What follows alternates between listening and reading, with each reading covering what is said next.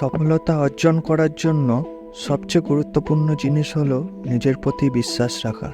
আমাদের জীবনে অনেক বাধা আসবে, অনেক কঠিন পরিস্থিতির সম্মুখীন হতে হবে, কিন্তু মনে রাখতে হবে প্রতিটি সমস্যাই আমাদের নতুন কিছু শেখায় এবং আমাদের শক্তিশালী করে তোলে।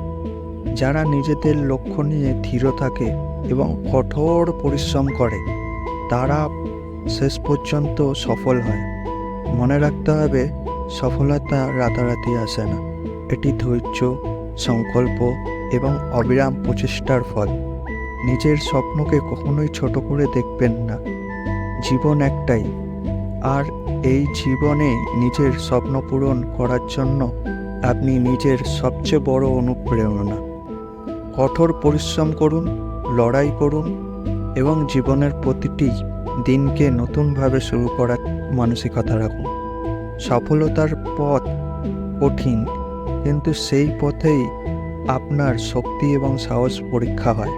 তাই হতাশ না হয়ে নিজের লক্ষ্যের প্রতি প্রতিজ্ঞাবদ্ধ থাকুন এবং একদিন আপনার স্বপ্ন দেখবেন বাস্তবে রূপ নেবে।